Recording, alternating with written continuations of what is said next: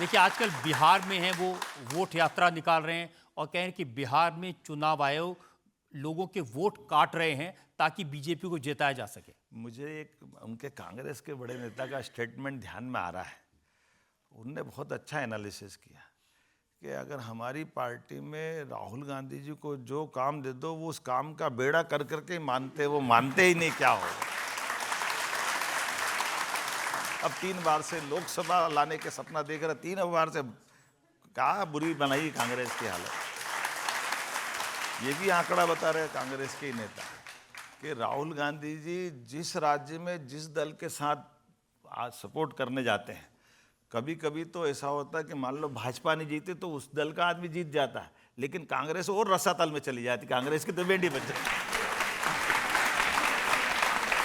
यही तो कारण बता रहे हैं कांग्रेस के चुनाव हारने का, रसातल में जाने का। वो कह रहे हैं कि नरेंद्र मोदी, अमित शाह और इलेक्शन कमीशन ये मिलके कांग्रेस को हरा रहे हैं।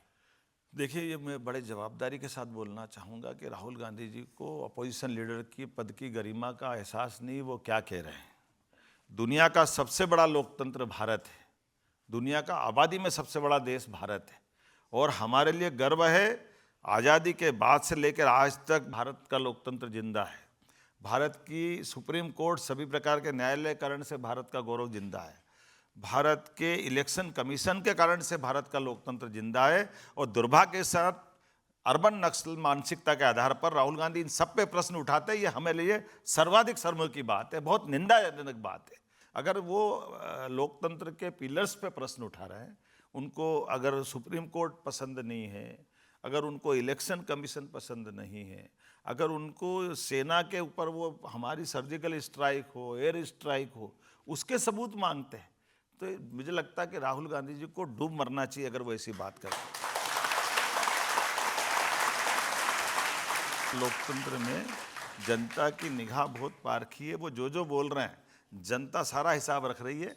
आगे पीछे राहुल गांधी जी को उनकी पार्टी को जवाब देना पड़ेगा उनके इस व्यवहार के कारण से। जनता से एक दो सवाल ले सकते हैं।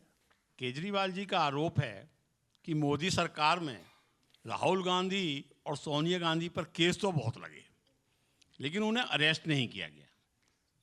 मोदी सरकार और कांग्रेस के आपस में मिली हुई है, इससे पे आपका क्या कहना है? जिनने मुख्यमंत्री रहते हुए इस्तीफा नहीं दिया वो कैसे दूसरों पे प्रश्न उठाएगा, ये वो तो केजरीवाल जी बता सकते। आज़ादी के बाद कोई ऐसा सीएम नहीं है एक्सेप्ट केजरीवाल। यहाँ तक कि लालू यादव जी, उनकी पत्नी, उनके बच्चे, झारखंड के शिबू सोरेन जी, उसके और जितने भी आज तक देश के नेता है, कोई मंत्री है जिस किसी पे भी कोई एलिगेशन हुआ और उसको जेल जाने का मौका आया, उनने रिजाइन किया है। तो वो तो उन पे प्रश्न उठाने का उनको अधिकार ही नहीं, वो कैसे प्रश्न उठा रहे हैं? बिल्कुल नहीं, उनका कहना है कि मेरे तो 5 मंत्रियों को और मुझे भी जेल में डाल दिया, मेरे खिलाफ तो कोई सबूत भी नहीं थे। लेकिन नेशनल हेल्थ केस में राहुल गांधी के खिलाफ सबूत हैं, सोनिया गांधी के खिलाफ सबूत हैं, उनको तो मोदी जी जेल में नहीं डालते। अब मैं यही तो नहीं समझ पाता हूँ कि वो फिर कांग्रेस के साथ मिलकर चुनाव क्यों लड़ते दिल्ली में। उनको कौन ने बोला था ऐसा? जब उनको मालूम है कि वो सब अपराधी है, तो वो उनका दोमुहा रूप भी तो सामने आ रहा है। नेशनल हेराल्ड के मामले में जमानत पे चल रहा है और मुकदमा चल रहा है, वो बता दे कि मुकदमा खत्म हो गया।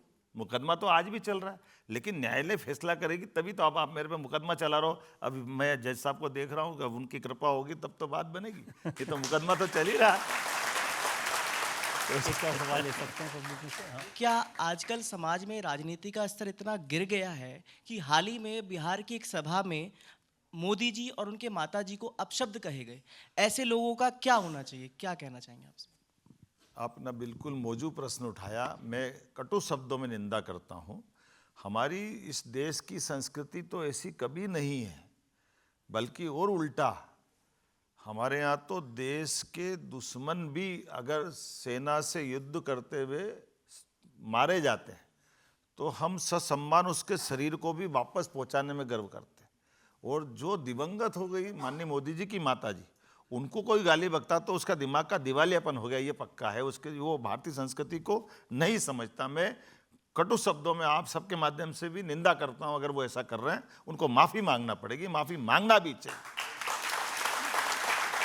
उन्होंने तो आपसे पूछा है कि ऐसे लोगों का इलाज क्या करना चाहिए? ऐसे लोगों का इलाज इलेक्शन कमीशन ने दिया है, बटन दबाओ, भारत माता की जय, और क्या होना है।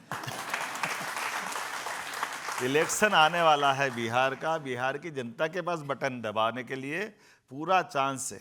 मैं इसको इस रूप में ही देखता हूँ कि हमारे यहाँ अतीत का एक 5000 साल पुराना भगवान कृष्ण का ही उदाहरण है।